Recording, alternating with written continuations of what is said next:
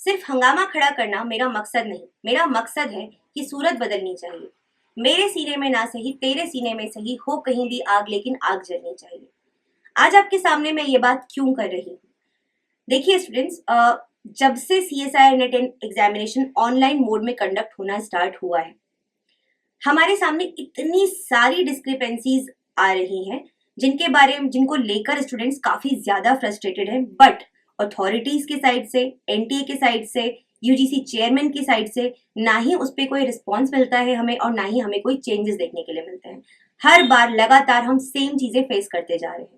आज इसीलिए मैं आपके सामने इस वीडियो को लेकर आई हूँ, क्योंकि मुझे लगता है कि आप स्टूडेंट्स को जो तैयारी कर रहे हैं CSI नेट एग्जामिनेशन की, जो सपना देख रहे हैं साइंटिस्ट बनने का, PhD करने का, असिस्टेंट प्रोफेसर बनने का, BSc में है, MSc में है, अपनी तैयारी BA MA कुछ भी एग्जामिनेशन आप दे रहे हैं एंड उसके बाद में आप तैयारी करना चाहते हैं CSIR UGC नेट एग्जामिनेशन की, और उसके बाद एक लेक्चरर या असिस्टेंट प्रोफेसर बनने का सपना देख रहे हैं।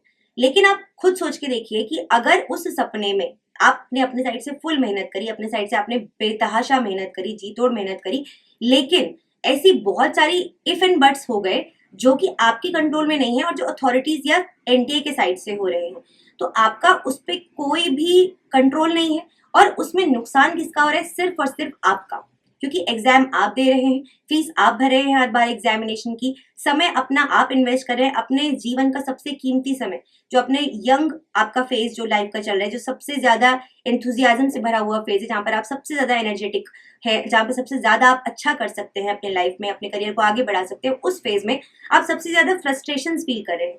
मेरी बात से कौन कौन अग्री करते हैं मुझे कमेंट सेक्शन में जरूर बताइएगा, क्योंकि मुझे ऐसा लगता है और मुझे पता है जितने स्टूडेंट्स का मेरे पास मैसेज आया था आफ्टर द एग्जामिनेशन, और हर बार आता है। तो क्या क्या मेजर चीजें हैं उनके बारे में कुछ बात करेंगे हम, क्योंकि मुझे लगता है कहीं से तो बात शुरू होनी चाहिए। अगर बात ही नहीं होगी तो इस बात के बारे में कोई भी, मुझे लगता है, रिजल्ट निकलने की बात आगे बढ़ ही नहीं सकती। सबसे पहली और सबसे बेसिक चीज, जब आप एग्जामिनेशन देने जाते हैं, जब आप एग्जाम का फॉर्म फिल करते हैं, आपसे सेंटर पूछा जाता है, आपका चॉइस ऑफ सेंटर क्या होना चाहिए। तो जब आप हमें हमारा चॉइस ऑफ सेंटर दे ही नहीं सकते, तो आप हमसे चॉइस ऑफ सेंटर पूछ क्यों रहे हैं? अगर आपको हमारे चॉइस ऑफ सेंटर से 200 किलोमीटर दूर, 800 किलोमीटर दूर, 1000 किलोमीटर दूर का सेंटर देना है, तो पॉइंट ही क्या है हमसे हमारी चॉइस पूछने का? तो फिर तो कुछ भी आप चॉइस दीजिए। और लॉजिक क्या है? इतने सारे स्टूडेंट्स तो CSIR का एग्जाम देते नहीं है कि उनको उनके गांव शहर के आसपास का सेंटर ना दिया जा सके। Then what is the reason कि ये हमारे साथ किया जा रहा है? इसका जवाब हमें कौन देगा? सेकेंड पॉइंट, एग्जामिनेशन हॉल में आप जाते हैं, पहली चीज 10 मिनट पहले, 20 मिनट पहले भी बच्चे पहुंच गए, और इस बार ऐसा इतने सारे स्टूडेंट्स के साथ हुआ है, उनको एग्जामिनेशन हॉल में एंट्री ही नहीं मिली for whatsoever reason. I understand कि ठीक है, एक नियम है कि थोड़ा आपको समय से पहुंचना है या कुछ है, बट अंडर स्पेशल सर्कमस्टांसेस, आप अगर बच्चा लेट से लेट हो गया है थोड़ा बहुत, बट एग्जामिनेशन के स्टार्ट होने के पहले अगर वो पहुंच गया है, तो उसको एंट्री देने में मुझे नहीं लगता कि बहुत बड़ा कोई प्रॉब्लम है। ठीक है, फिर थर्ड प्रॉब्लम आती है कि इस एग्जामिनेशन की ऑथेंटिसिटी कितनी बची है। अगर आप देखोगे पिछले कई बार से आपको टॉप रैंकर्स दिखाई ही नहीं देंगे। टॉप 1 2 3 रैंकर कहाँ है? ये रैंकर्स क्यों सामने नहीं आते? क्यों इनका कोई इंटरव्यू कंडक्ट नहीं कर रहा होता? क्यों किसी भी कोचिंग इंस्टीट्यूट के साथ ये एसोसिएटेड नहीं है? कहीं से भी इनके बारे में पता ही नहीं होता हम लोगों को, क्योंकि मुझे लगता है अगर टॉप रैंकर है, अगर किसी कोचिंग से उसने नहीं भी पढ़ाई करी, ठीक है, तब भी एटलीस्ट वो सामने तो आ सकते हैं, है ना, ऑथेंटिसिटी प्रूव करने के लिए, बाकी बच्चों को ये विश्वास दिलाने के लिए कि एग्जाम जो है वो फेयर, फुल्ली फेयर तरीके से कंडक्ट करवाया जा रहा है, इसमें कोई भी ऐसी चीज नहीं है जिसके कारण उनको डर लगे कि हम मेहनत करें और फिर भी हमें अप्रोप्रिएट रिजल्ट मिलेगा कि नहीं मिलेगा, इसका क्या भरोसा। इसके अलावा अगर आप देखेंगे तो एग्जामिनेशन पिछली बार, नीट का एग्जामिनेशन, UGC नेट का एग्जामिनेशन एंड CSI नेट का एग्जामिनेशन, इन सब में पेपर लीक की बात सामने आई, चीटिंग की बात सामने आई। ठीक है, सिमिलरली CSI नेट के एग्जामिनेशन को पोस्टपोन किया गया क्योंकि पेपर लीक की बात आई, लेकिन फिर भी जब एग्जामिनेशन कंडक्ट करवाया गया तो एक सेंटर पर फिर से चीटिंग की बात आई। एक सॉफ्टवेयर है एनीडेस्क का, जहां से बहुत आसानी से अगर मैं यहाँ बैठी हूँ और मैं किसी बहुत दूर बैठे किसी इंसान के लैपटॉप का मुझे या सिस्टम का एक्सेस हो जाता है और मैं वहां पर कुछ चेंजेस करना चाहूँ, अपनी तरफ से कुछ इनपुट्स देना चाहूँ, तो मैं कर सकती हूँ। उसके अलावा भी बहुत सारे वेज एंड मीन्स है जिसको इस्तेमाल करके चीटिंग की जा सकती है बहुत आसानी से, और ये होते हुए पकड़ी भी गई। लेकिन उसके बाद भी एज इट इज उसका रिजल्ट निकाल दिया गया। क्यों उसको दोबारा कंडक्ट नहीं करवाया गया? और इस बात की गारंटी क्यों किसी ने नहीं दी कि किसी और पर्टिकुलर सेंटर पर ये चीज नहीं हुई होगी। एक सेंटर पर हमको पता चल गया बट वहां पे भी कोई चेंज नहीं हुआ। तो हम अगेन इसकी ऑथेंटिसिटी पर कितना बिलीव करें, कितना मुझे लगता है जायज है यहाँ पर सिस्टम, कितना सही है सिस्टम, कितना सही रिजल्ट्स हमको मिल रहे हैं। फिर आप एग्जामिनेशन सेंटर में जाते हैं, ठीक है, ये सब भी एक तरफ। एग्जामिनेशन सेंटर में जाते हैं, जाकर देख रहे हैं स्क्रीन ही काम नहीं कर रही, सिस्टम हैंग हो गया, 10-10 मिनट के लिए स्क्रीन ब्लैक हो चुकी है बच्चों की, कैलकुलेटर काम नहीं कर रहे उनके, ठीक है। इसके अलावा भी और बहुत सारी प्रॉब्लम्स बच्चे फेस कर रहे होते हैं। अगेन इसका रिस्पॉन्सिबल कौन है? बच्चे का 6 महीना 1 साल जो उसने पूरा लगाया अपनी तैयारी में, ठीक है, एक तो एग्जाम टाइम पे कंडक्ट नहीं हो रहा होता, उसके बाद कितने नंबर ऑफ जीआरएफ या सीएसआई नेट या जो आपका ये है पीएचडी ओनली का जो आप कैटेगरी बनाई है, पहले तो उसका लॉजिक क्या है मुझे नहीं पता, बट फिर भी चलिए ठीक है, मान लेते हैं कोई लॉजिक आपके हिसाब से होगा, एनटीए के हिसाब से होगा, लेट्स अज्यूम, ठीक है। तो उस पर्टिकुलर जो उन्होंने ये सिस्टम बनाया है, जो उसके हिसाब से रिजल्ट हमको मिल रहे हैं इन तीनों कैटेगरी में, कितना लॉजिकल है ये सब, मतलब कितना लॉजिकल हमको यहाँ पर रिजल्ट्स मिलते हुए दिखाई दे रहे हैं, कितने नंबर्स हैं वहां पर, हमें क्यों नहीं पता चलता, बिफोर हैंड हमको क्यों नहीं बताया जाता, नॉर्मलाइजेशन का कॉन्सेप्ट कहाँ तक जायज है। हर बार ऐसा हो रहा है कि मॉर्निंग शिफ्ट के बच्चे बोलते हैं पेपर इजी है कंपैरेटिवली, इवनिंग के बच्चे परेशान हो रहे होते हैं पेपर डिफिकल्ट है। ये सब करने की अगेन क्या नीड है? क्यों एक शिफ्ट में पेपर को कंडक्ट नहीं करवाया जा सकता? अगेन ओएमआर बेस्ड पेपर क्यों नहीं करवाया जा सकता?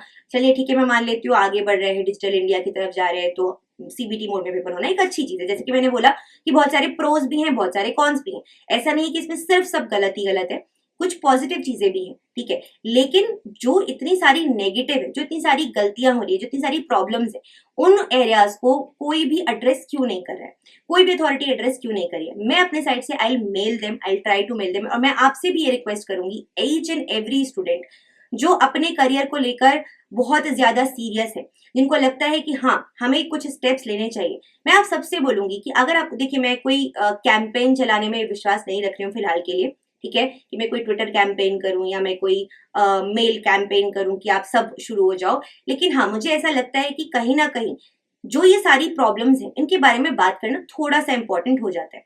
इस बार की अगर हम बात करें, आप देख सकते हैं मेरे सामने यहाँ पर एबीपी न्यूज का ट्विटर हैंडल या एक्स हैंडल खुला हुआ है। इसमें लिखा हुआ है एक्सक्लूसिव, सीएसआई नेट के एग्जाम में बड़ी धांधली, कैमरे पर सबूत उड़ा देंगे होश, एनटीए या एग्जाम सेंटर हेड दोषी कौन। यहाँ पर आप देख सकते हैं ये रिपोर्ट, ठीक है। अब इसमें बेसिकली इस वीडियो में उन्होंने यही दिखाया है कि जब वो सेंटर पर पहुंचे तो वो वहां पर कॉल करके एनटीए के जो हेड थे, सेंटर हेड थे, उनसे बात कर पा रहे थे।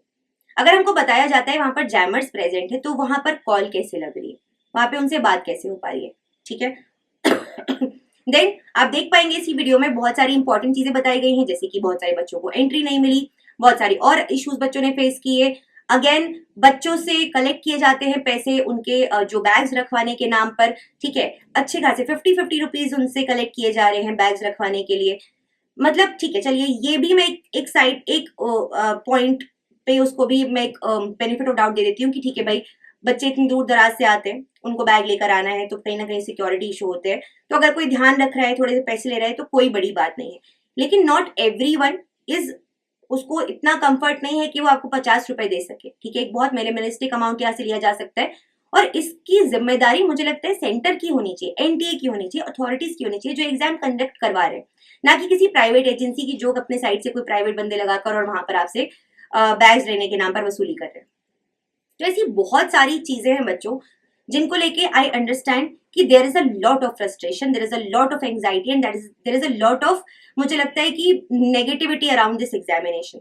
और ये एक अच्छी चीज नहीं है। जब आप तैयारी कर रहे हैं किसी एग्जामिनेशन की, आपके दिमाग में एक बहुत पॉजिटिव माइंडसेट होना चाहिए कि अगर मैं किसी एग्जामिनेशन के लिए तैयारी कर रहा हूँ तो उस एग्जामिनेशन में सब कुछ फेयर तरीके से हो रहा है, ठीक है, उसकी एक ऑथेंटिसिटी है। हमारे सामने टॉपर्स हर बार दिख रहे हैं, हमें एक ही सेंटर से कितने सारे टॉपर्स का निकलना, ये कोई बहुत ही मुझे लगता है कि कॉमन या नॉर्मल सिनेरियो नहीं हो सकता। कि ऐसा कैसे है कि एक ही सेंटर से कितने सारे टॉप रैंकर्स निकल के आ जा रहे हैं और क्यों उनके बारे में बात नहीं हो रही, क्यों वो सामने नहीं आके बता पा रहे कि नहीं सब कुछ ठीक है, we are genuinely the topper, हमने बहुत मेहनत की है, हमारी नॉलेज बेस इतना है कि हमने एग्जामिनेशन में टॉप कर सकते हैं हम आराम से। ऐसी कुछ चीजें हमारे सामने क्यों नहीं आ रही हैं। तो मैं अपने साइड से बस इतना ही बोल सकती हूँ कि अगर आपको लगता है ठीक है, मैं अपने साइड से मेल करूंगी एंड आई रिक्वेस्ट की बाकी जो भी फेलो हमारे इस फील्ड से जुड़े हुए लोग हैं वो भी बच्चों के इसमें आकर पक्ष में आकर थोड़ी सी कहीं बात कर सकते हैं। जो लोग अथॉरिटीज के डायरेक्ट कांटेक्ट में है वो उन तक ये बात पहुंचा सकते हैं। और आप लोग भी अपने साइड से मेल कीजिए, at least try to ask them, try to question them, उनसे अपने सवाल रखिए उनके सामने कि सिस्टम प्रॉपर क्यों नहीं है।